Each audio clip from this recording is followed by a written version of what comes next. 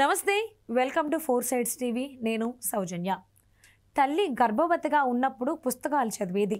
పుట్టిన తర్వాత 2 ఏళ్లకే బిడ్డ పుస్తకాలు చదువుతున్నాడు. ఇది సినిమా కథ కాదు. కరీంనగర్కి చెందిన రుద్రాంశ్ విశ్వ నిజ జీవితంలోని ఒక అద్భుతం. బొమ్మలతో ఆడుకునే వయస్సులోనే చార్టులు, పుస్తకాలతో మమేకమై తన అద్భుత జ్ఞాపక శక్తితో అందరినీ ఆశ్చర్యపరుస్తున్న 2 ఏళ్ల బాలుడు రుద్రాంశ్ విశ్వపై ఫోర్ సైడ్స్ టీవీ అందిస్తున్న స్పెషల్ స్టోరీ. తల్లి మాధవి గర్భవతిగా ఉన్నప్పుడు ప్రతిరోజు పుస్తకాలు చదివేది.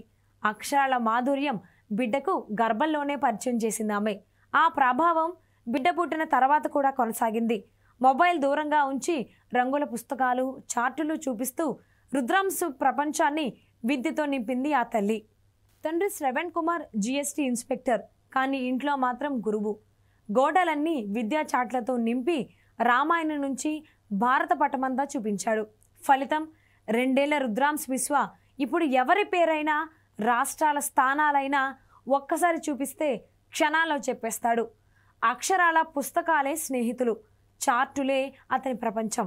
రామాయణంలోని పాత్రల పేర్లు, పండ్లు, పక్షులు, రంగులు అన్నీ కంఠస్థం. అంతేకాదు, భక్తి శ్లోకాలు కూడా ఇట్టే పలికేస్తాడు. రుద్రాంశ్ విశ్వ గర్భంలో ఉన్నప్పుడే పుస్తకాలు చదివేదాన్ని. పుట్టిన తర్వాత కూడా టీవీ, మొబైల్ దూరంగా పెట్టి పుస్తకాలే చూపించాం. అది అలవాటైపోయిందని తల్లి మాధవి చెబుతోంది. ప్రతిరోజు కొత్త చార్టు చూపించి నేర్పిస్తాం. ఇప్పుడు అడగకముందే అన్నీ చెప్పేస్తున్నాడు. మొబైల్ దూరంగా పెట్టడమే పెద్ద మార్పు తీసుకొచ్చిందని రుద్రాంశ్ తండ్రి శ్రవణ్ కుమార్ చెబుతున్నారు. బొమ్మలతో ఆడుకోవాల్సిన వయసులో తన మేధాశక్తితో అందరిని ఔరా అనేలా అబ్బురపరుస్తున్నాడు కరీంనగర్ జిల్లా ప్రాంతానికి చెందిన రుద్రాంశ్. శ్రవణ్ మాధవిల కుమారుడైనటువంటి రుద్రాంశ్ తన మేధస్సుతో ప్రజలను అయితే ఔరా అనే విధంగా అయితే అబ్బురపరుస్తున్నాడు. కేవలం 2 సంవత్సరాల 18 నెలల వయసు కలిగినటువంటి రుద్రాంశ్ భారతదేశంలో ఉన్నటువంటి పటాల్లో ఉన్నటువంటి రాష్ట్రాల పేర్లు, పశువుల పేర్లు, పక్షుల పేర్లు, పూల రంగుల పేర్లు, అదేవిధంగా చూసుకున్నట్లయితే ఇంకా అనేక విధమైనటువంటి తన మేధస్సుతో అయితే రకరకాల విధమైనటువంటి తన మేధస్సును ప్రదర్శిస్తున్నారు. ప్రస్తుతం ఇదే విషయంపై మనతో పాటు మాట్లాడేందుకు వారి తల్లిదండ్రులు అయితే ఉన్నారు. సార్, చెప్పండి, అసలు మీ అబ్బాయికి ఇంత మేధస్సు ఉండడానికి ఫస్ట్ కారణం ఏంటి? పిల్లాడికి చిన్న పిల్లలకి మేధస్సు ఉంటుంది అనేది ఒక, అంటే ఫస్ట్ 3 ఇయర్స్లో బ్రెయిన్ డెవలప్మెంట్ అవుతుంది అనేది మామూలుగా న్యూరో సైన్స్ అది చెప్తుందండి. కానీ అది నిజమా కదా అని మేము ఫస్ట్ టైం ఎక్స్పీరియన్స్ చేస్తాం. ఇంత వాళ్ళకి అంత జ్ఞాపక శక్తి ఉంటుంది అనేది మేము ఫస్ట్ టైం పేరెంట్స్ కాబట్టి మేము ఫస్ట్ టైం ఎక్స్పీరియన్స్ చేస్తాం. కానీ మనకి ఎప్పుడన్నా టీవీలో కానీ వాటిలో చూసినప్పుడు పిల్లలు చెప్తూ ఉంటారు కదా, చెప్తారు. అది అది ఏంటి అనేది మనకు అంటే ఆ టైంలో సరే చెప్తుండొచ్చులే అన్నట్టుగానే ఉండేది. మేము కూడా దానిపైన ఫోకస్ అని కాదు, కానీ పిల్లలకి మాటలు వస్తాయి కదా అనేసి బోర్డు బుక్స్ అని అది తీసుకొచ్చామండి. అవి తీసుకొచ్చి నార్మల్గా అన్నం తినేటప్పుడు, మెయిన్గా తినేటప్పుడు ఈయనకు ఒక హై చైర్ వేసి, ఆడుకునేటప్పుడు మామూలు టైం అంతా ఆడుకుంటాడు. తినేటప్పుడు ఒక హై చైర్ వేసి దాంట్లో ప్లేట్ ప్లేట్ ఉంటుంది కదా, ఇట్లా కూర్చోడానికి ఉంటుంది. ఆ కూర్చునే దగ్గర అతను ఈ కలర్ఫుల్గా ఉంటుంది అనేసి కలర్స్ కానీ రకరకాల బోర్డ్ బుక్స్ తీసుకొచ్చాం. ఆ బోర్డ్ బుక్స్ చూపించేవాళ్ళం కానీ అతనికి ఏజ్ ఎంత అంటే అప్పుడు 8 ఇయర్స్ అట్లా. సో 8 మంత్స్ అట్లా. సో ఈ 8 మంత్స్లో అతను ఏం గుర్తుపడుతున్నదో తెలియదు, ఏమీ తెలియదు. కానీ తిప్పుతుంటే చూసేవాడు. చూసి ఇప్పుడు మనకి చూస్తున్నాడు, కానీ అది ఇష్టమవుతుందని ఎట్లా తెలుసు అంటే ఆ బుక్ తీసినప్పుడు మళ్ళీ అది కావాలని అడిగేవాడు. సో అతను ఇష్టపడుతుంది కాబట్టి అది చేయించేవాళ్ళం. చేయించిన తర్వాత ఒక 3-4 మంత్స్ తర్వాత మెల్లిగా ఐడెంటిఫై చేయడం మొదలుపెట్టాడు. అరే ఇదేంటి భలే ఆశ్చర్యంగా ఉంది అనేసి ఒక బుక్లో ఒకటి చూస్తే ఐడెంటిఫై చేశాడు. మెయిన్గా బర్డ్స్ బుక్లో కుక్కు అని అతనికి ఒక ఫేవరెట్ బర్డ్ ఉంది, అది ఐడెంటిఫై చేశాడు. అరే భలే ఐడెంటిఫై చేశాడని ఇంకోటి అడిగాం, అది ఐడెంటిఫై చేశాడు. ఇంకోటి అడిగాం. సో ఇప్పుడు ఒక్క బుక్లోనే ఐడెంటిఫై చేస్తారు కదా, వేరే బుక్ పెట్టాం, అదే ఐడెంటిఫై చేస్తున్నాడు. సో ఈ అబ్బాయికి జ్ఞాపక శక్తి బాగుంది, మనం ఇది కంటిన్యూ చేద్దాం అనేసి అలా స్టార్ట్ అయిందండి జర్నీ. స్టార్ట్ అయింది కాస్త బోర్డ్ బుక్స్ ఒక 20 బుక్స్ ఉన్నాయండి, అవి అయిపోయాయి. తర్వాత ఒక నంబర్స్ నేర్పించడం మొదలుపెట్టాము. నంబర్స్ నేర్చుకున్నాడు పిల్లడు. తర్వాత కరెన్సీ అని కానీ, డేస్ ఆఫ్ ద వీక్ కానీ, సండే మండే చెప్తాడు, మంత్స్ ఆఫ్ ద ఇయర్ చెప్తాడు, ప్లానెట్స్ చెప్తాడు. అది కాకుండా మీరు చార్ట్స్ చూస్తున్నారు కదా, ఈ బర్డ్స్, యానిమల్స్ అవన్నీ చెప్తాడు. ఇవన్నీ అవుతున్నాయి కదా, సరే ఒకసారి మన భారతదేశం గురించి ఇండియా మ్యాప్ ఎందుకు ట్రై చేద్దాం అనేసి ఇండియా మ్యాప్ ఒకసారి చెప్దామని ఇండియా మ్యాప్ ట్రై చేసాం. ఇండియా మ్యాప్లో ఫస్ట్ ఏం చేసామంటే స్టేట్స్ ఐడెంటిఫై చేయడం ఎట్లా, పిక్టోగ్రాఫిక్ మెమరీ బాగుంది అనేసి స్టేట్స్ ఐడెంటిఫై చేయడం ఎట్లాగో చెప్పామండి. అతను ఐడెంటిఫై చేయడం స్టార్ట్ చేశాడు. సో ఒకసారి అదైతే నెక్స్ట్ లెవెల్ ఏంటంటే స్టేట్ పేర్లు చెప్పిన తర్వాత నెక్స్ట్ క్యాపిటల్ సిటీస్ నేర్పిద్దామనే ఉద్దేశం అనమాట. సో నెక్స్ట్ క్యాపిటల్ సిటీ చెప్తే ఇప్పుడు స్టేట్స్ క్యాపిటల్ సిటీస్ ఇప్పుడు చెప్తున్నాడు, ప్లస్ ఆ స్టేట్ ఎక్కడ ఉందో చెప్తాడు. దాంతోపాటు నేషనల్ సింబల్స్ ఉన్నాయి కదా, ఆ నేషనల్ సింబల్స్ నేషనల్ అవి నేర్చుకున్నాం. నెక్స్ట్ సరే ఇది అయింది కదా అనేసి నెక్స్ట్ వరల్డ్ రిలేటెడ్గా వెళ్తే అది వరల్డ్ మ్యాప్, దాని రిలేటెడ్గా కంట్రీస్, ఇవన్నీ ఏంటంటే జ్ఞాపక శక్తి రిలేటెడ్గా ఎక్సర్సైజ్. ఇది కాకుండా మీరు ఇంట్లో చూసినా కానీ అతనికి ఫిజికల్గా యాక్టివ్గా ఉండడానికి స్లైడ్ అనే కానీ కార్ అనే కానీ ఇవన్నీ కూడా అతను ఆడుకోవడానికి ఉన్నాయి. ఇది కాక ఫ్రీక్వెంట్గా బయటికి తీసుకెళ్తూ ఉంటాం, చాలా ఎక్కువ బయటికి తీసుకెళ్తూ ఉంటాం. ఆయన ఓన్ సైకిల్ ఉంది, ఆ సైకిల్లో మొత్తం తిరుగుతూ ఉంటాడు. అంబేద్కర్ స్టేడియం ఉంది మనకు దగ్గరలో, అంబేద్కర్ స్టేడియం వెళ్తాము, డ్యామ్ వెళ్తాము. అతను ఫిజికల్గా యాక్టివ్ ఉండేలా ఏం చేయాలో చేస్తాం. రెగ్యులర్గా పార్క్స్ కూడా తీసుకెళ్తాం.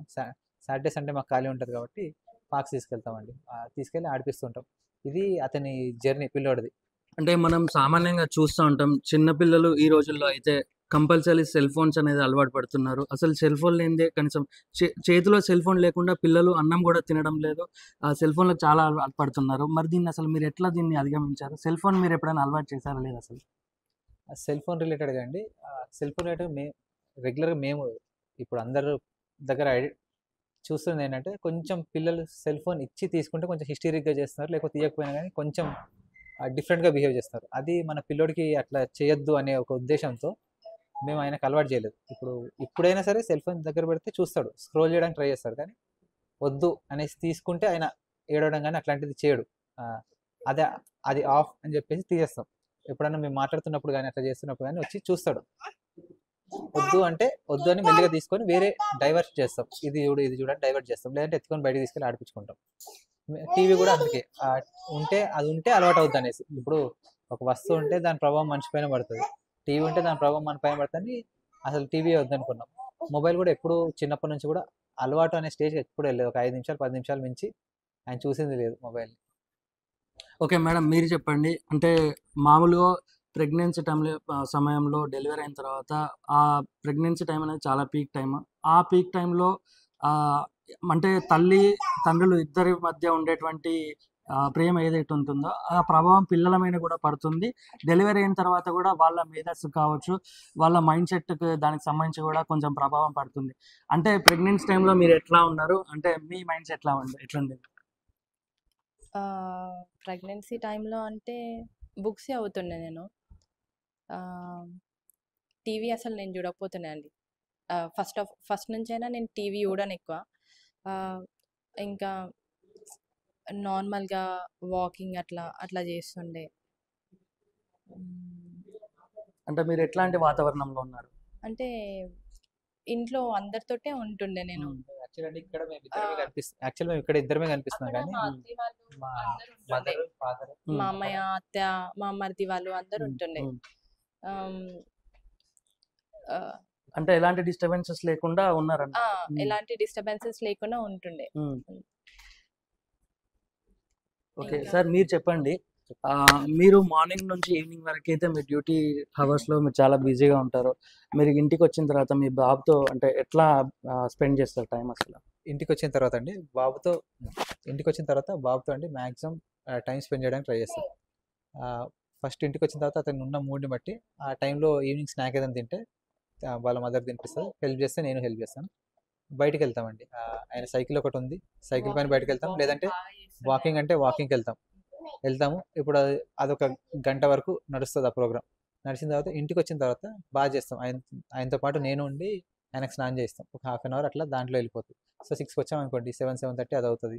8:30 కల్లా బాత్ అయిపోతుంది. స్నానం అయిపోయిన తర్వాత మళ్ళీ భోజనానికి ఫుడ్ కూర్చుంటారు. వాళ్ళ మదర్ టేక్ ఓవర్ చేస్తుంది. అప్పుడు ఆ టైంలో నేను వేరే ఉంటే నేను చేసుకుంటాను. ఈలోపు ఈ మధ్య టైం దొరుకుతుంది కదా, ఆ టైంలో వాళ్ళ మదర్ ఫుడ్ ప్రిపరేషన్ కానీ అతనికి ఏం కావాలి అనేది అది చూస్తాను. ఫుడ్ కూడా అండి ఇంట్లోనే ప్రిపేర్ చేసింది మ్యాక్సిమం. ఎక్కడ మీకు బయట ఫుడ్ పెట్టడానికి ట్రై చేయాలి. బయట ఫుడ్ మంచిది కాదు అట్లా అని కాదు, కానీ మనం చేసుకోగలిగినప్పుడు చేసుకుందాము అనేసి. సో ఉగ్గు తయారు చేసినా కానీ, రాగి జావ తయారు చేసినా కానీ అదంతా ఇంట్లోనే రాగులు కడగడము, ఎండబెట్టడం కానీ, దాన్ని పొడి చేసి గ్రైండ్ చేసుకోవడం, ఇదంతా ప్రాసెస్.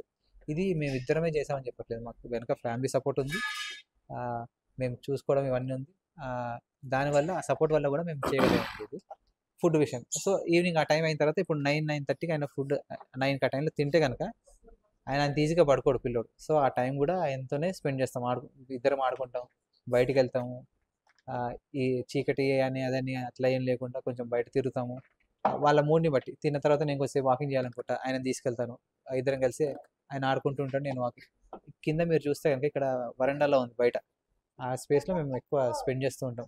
అవుట్ సైడ్ ఎక్కువ స్పెండ్ చేయడానికి నేను మెయిన్గా అవుట్ సైడ్ ఎక్కువ స్పెండ్ చేయించడానికి ప్రిఫర్ చేస్తూ ఉంటాను. ఓకే, మీరు ప్రస్తుతం అయితే ఒక ఉన్నత స్థాయి అధికారిగా ఉన్నారు. అంటే రానున్న భవిష్యత్ కాలంలో మీ బాబు ఏమవుతాడని మీరు అనుకుంటున్నారు? భవిష్యత్ అండి మనం ఎవరు చెప్పలేని విషయం. ప్లస్ ఇంకోటి ఇప్పుడున్న టెక్నాలజీ పరంగా కానీ అది కానీ మనం చదువుకున్నది ఏంటంటే మెమరీ బేస్డ్ లెర్నింగ్. మనది మేము చదువుకున్నది కానీ అదంతా మెమరీ బేస్డ్. నెక్స్ట్ అంతా మెమరీ బేస్డ్ కాకుండా ఇంటర్ప్రిటేషన్ కానీ స్కిల్ బేస్డ్గా అవుతుంది. మనకి ఇప్పుడు ఒక ఆర్టిఫిషియల్ ఇంటెలిజెన్స్ అనేది వచ్చిన తర్వాత మెమరీ అనేది సెకండరీ ప్లేస్కి వెళ్తుంది. ఎందుకంటే ఏది కావాలన్నా మీకు ఒక క్లిక్ ఆఫ్ ఏ బటన్లో వస్తుంది. కాబట్టి ఇప్పుడు ఇన్ఫర్మేషన్ ఓవర్లోడ్ ఉంది. ఆ ఇన్ఫర్మేషన్ యూజ్ చేసుకోవడానికి మీకు ఏ స్కిల్స్ ఉన్నాయి, ఆ స్కిల్స్ డెవలప్ చేసుకుంటే అది ఫ్యూచర్ అండి. అందులో ఏది చేస్తారనేది మనకు తెలియదు పిల్లలకి. ప్లస్ అది దాంతోపాటు అది పుష్ చేయడం కన్నా మెయిన్గా ఏదైనా ఒక ఒలింపిక్ స్పోర్ట్ ఏదన్నా చూద్దామా పిల్లాడికి అనేది నా ఉద్దేశం. ఓకే మేడం, మీరు చెప్పండి ఫైనల్గా. అంటే ఇంత మేధస్సు కలిగినటువంటి కుమారుడు మీకు జన్మించాడు, అసలు మీకు ఎట్లా అనిపిస్తుంది?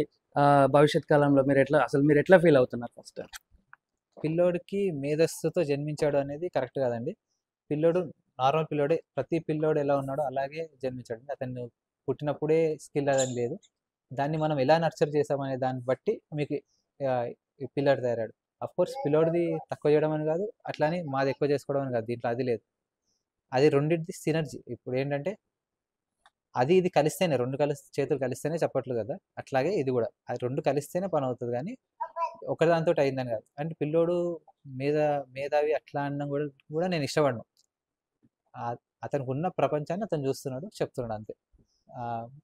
అది నేను అనడానికి ఇష్టపడను, ఎందుకంటే అది కరెక్ట్ కాదనే నా ఉద్దేశం. ఓకే మేడం, మీరు చెప్పండి, మీరు ఎట్లా ఫీల్ అవుతున్నారు? ఆనందంగానే ఫీల్ అవుతున్నా అండి. కానీ అందరూ ఇట్లా చేయొచ్చు పిల్లలు. ప్రతి పిల్లాడు ఎందుకంటే వాళ్ళకి ఇప్పుడు ఏం తెలీదు. మనం చెప్పేదే కదా మొత్తం వాళ్ళకి. మనం చెప్తేనే వాళ్ళకి తెలుస్తుంది, మనం చెప్పేదే వాళ్ళు నేర్చుకుంటారు. సో మన దగ్గర నుంచి 100% ఇస్తే వాళ్ళు అలానే తయారవుతారు. Thank you madam. మొత్తంగా చూసుకున్నట్లయితే అంటే పిల్లలని చిన్నతనం నుండే వారికి మనం చేసేటువంటి అలవాట్లు కూడా వాళ్ళ భవిష్యత్ పైన ప్రభావం చూపుతుంది. మనం చిన్నతనం నుండే వారికి అన్ని విధాలైనటువంటి మేధస్సు పెరగడం కోసం అందరికీ కూడా మేధస్సు ఉంటుంది, కానీ మనం నేర్పించినటువంటి అలవాట్లతోటే వారి యొక్క భవిష్యత్తు నిర్ణయిస్తుందని చెప్పేసి అయితే రుద్రాంశ్ యొక్క తల్లిదండ్రులు చెప్తున్నారు. Reporter Santosh Kumar, 4 Sides TV, Karimnagar నుంచి.